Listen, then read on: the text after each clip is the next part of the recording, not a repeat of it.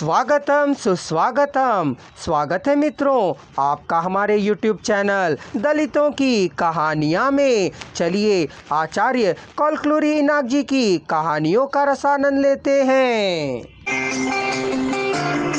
कहाँ हो तुम पूछने पर गाँव में ही हूँ मैं, उसने कहा।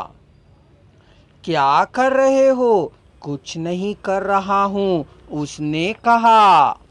बिना कुछ किए किस प्रकार खा पी रहे हो, रह रहे हो पूछने पर रह रहा हूँ बस, उसने धीमे स्वर में कहा।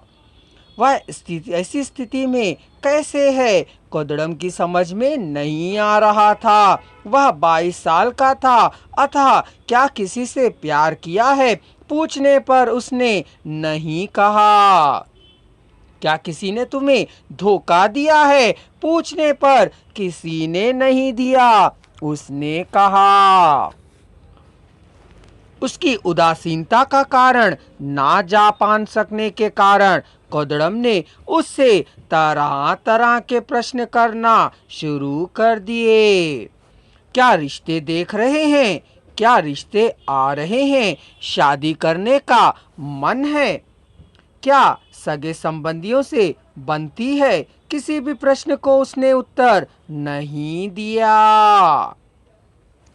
नरसिम्हम की माँ गांव में ही थी। मजदूरी पर वह खेती के काम कर घर चली जाया करती थी। उरव कोंडा को गर्मी के मौसम में बेल्लारी के काम पर चली जाती थी। गांव में माँ के पोषण से रह रहा है जान कोदड़म को दुख हुआ। अब तुम्हारी परिस्थिति क्या है पूछने पर भूख लगी है, 3 दिन से मैंने कुछ नहीं खाया है, कह उसने बतलाया। यह सुनते ही दोनों ने मिलकर भोजन किया। नरसिम्हम कोदड़म के दोनों बेटों से 10 दिन तक मांगता गुजारा किया। एक दिन कोदड़म ने उससे, तुम डॉक्टर हो, अच्छे डॉक्टर हो, तुम्हारे गले में स्टेथोस्कोप होना चाहिए और हाथ में सिरिंज कहा। कई बीमारियों को कैसे ठीक करना है इसकी तुम्हें जानकारी भी है कहा। एमडी की सीट नहीं मिली ना मुझे, इस साल नहीं तो अगले साल मिल जाएगी। कहाँ जाएगी?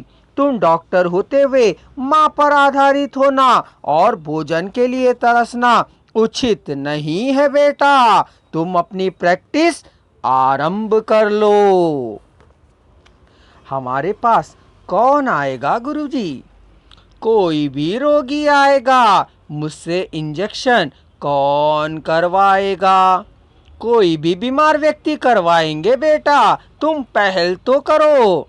डॉक्टर अस्पृश्य नहीं है, तुम्हारे पर अस्पृश्य रोगी आ सकते हैं, लेकिन तुम डॉक्टर हो, अस्पृश्य हो कह नहीं कहना चाहिए अपने आप को। तुम अस्पृश्य अब नहीं रहे।